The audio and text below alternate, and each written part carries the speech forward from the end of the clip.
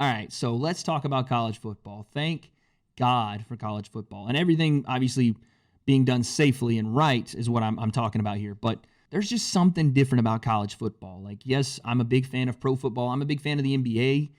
But the passion, the tradition, the history, the prominence of different programs, kids coming together under one goal to bring back, in the case of my Tennessee Volunteers, a storied program, the fans behind it, the passion that we have being from that place. There's just nothing like it. There's nothing like it. And we're in week 3 for the SEC, week 6 overall. My Tennessee Vols are 2-0. We're going to get to them in just a second. But let's talk some college football picks. Week 6, let's take a look. So we're going to stick with the SEC again mostly. We do have some interesting games outside of the SEC. The Red River rivalry is back. I said it right. I didn't stutter. Take that, comment section. It's back. Oklahoma, again, flat out stumbling out of the gates. They are a complete mess right now, taking on Texas, who can't stop anybody. So this game is probably still going to be interesting and competitive, and they'll score 70+. I think that Texas gets the job done by a late touchdown. I think Spencer Rattler comes back and shows he's got, again, what we talked about, great arm strength.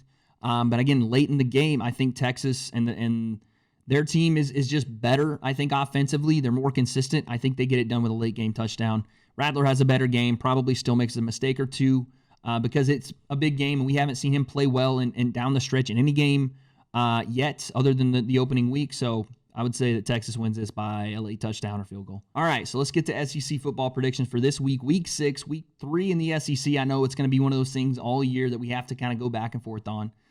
We have Missouri at number 17, LSU. Missouri coming off the loss against my Tennessee Volunteers. They just they couldn't get going offensively. Defensively, they struggled against the Tennessee run. I mean, we ran all over them. Eric Gray, Ty Chandler. It was downhill the entire time, and the snowball effect started to happen more and more as the game went on. We went for 250+ on the ground. Even in the air, we didn't have the most success, but we were in the air enough to keep it honest.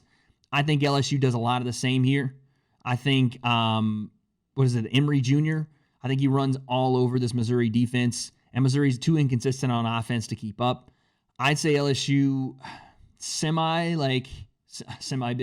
I would say they go at least 2 touchdowns. I think it's a 2-touchdown victory for LSU at home versus Missouri. Missouri's just getting a rough go of it to start the year, and this is going to be rebuild time for the Tigers. And LSU looked very good against Vanderbilt, but bounced back in a big way. Offense put up 47 or 49, and they showed they can score the ball consistently. I think that happens again here. I think they run the ball all over Missouri, then it opens up the pass game, and it's one-way traffic. I think it's at least 2-touchdown victory. Then we have Arkansas at Auburn, and listen, this is not going to be a very easy game, but I do think that Auburn comes off I don't want to say embarrassing, but a whipping at the hands of that Georgia defense, and obviously the Georgia offense got going in that game too.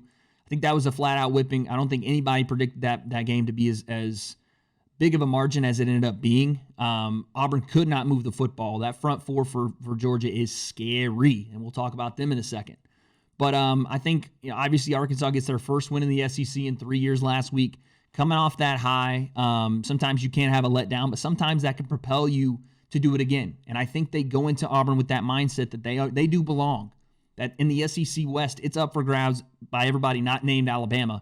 And so if you can slide into that second spot, you could, and possibly things go right, you could find yourself playing Alabama for a shot at the SEC West. So Auburn is definitely on upset alert here. Arkansas, again, coming up big in the last week's win against Mississippi State after everybody thought, and myself included, that Mississippi State was for real, and they still could be. Again, this is a weird season in 2020. You can't get on Costello too much because he dotted up LSU's defense and then fell off the map against Arkansas. We'll see. Arkansas still has shown a struggle to move the ball offensively. Defensively, they played great against Mississippi State, but offensively, they can't. They're so inconsistent on the sticks. They can't score the ball that much. That could be their downfall in this game. I still will pick Auburn. I think Auburn gets it done with like a 24 or, I'd say 27-17 victory. But do not be surprised if this is a close game. late in that ball game. I'll still go Auburn 27-17. Arkansas puts up a good fight on defense, but inevitably their offense cannot move the ball enough to keep them in this game, and they go down in a close game at Auburn. Next up, we have number 4 Florida traveling to Texas A&M. The Aggies playing host to the Gators, and folks, Texas A&M coming off a rough loss to Alabama. Started off well, but Alabama did what they do to people, man. The defense turned it up a notch in that second half, and they ran away with that game 52-24. They gave up a massive amount of yardage through the air, somewhere close to 500, and if we know anything about the team that's coming to town, Florida will throw the ball all over the place. Kyle Trask has been locked in and on point since the year started. He's got somewhere close to 700 yards through the air. That tight end Pitts is a problem, has 6 touchdowns through 2 games. It's a recipe for disaster for A&M as much as they give up through the air. They gave up 400 plus to Alabama. Florida's probably going to do the same. Florida defensively, obviously they have their weaknesses through the air as well. Haven't shored up that secondary, so this could be another shootout back and forth. Unfortunately, Florida wins those. Florida wins those because their defense is good enough to give them 2 or 3 stops, whereas Texas A&M, the floodgates might as well open up because they haven't stopped, again, anybody not named Vanderbilt. Vanderbilt stops themselves. Vanderbilt has trouble even getting the bus started to come to the game. They stop themselves, so you can't count that on your defensive resume. Alabama, different story. I think Florida is the same story that they read against Alabama. Unfortunately, they can't change the ending. That's Florida, and I'm saying 2 touchdowns. They go into A&M and win this one. 2 touchdowns. Again, it's going to be a shootout. I'll say Florida 40-plus to A&M's 30. I think A&M puts points up. They just can't handle that onslaught from the Florida offense. All right, then we have number 2, Alabama, going to Ole Miss, where they've had some trouble. They have had some trouble in this stadium. Nick Saban is coaching against one of his former assistants, Lane Kiffin, folks, and this is going to be a fun one.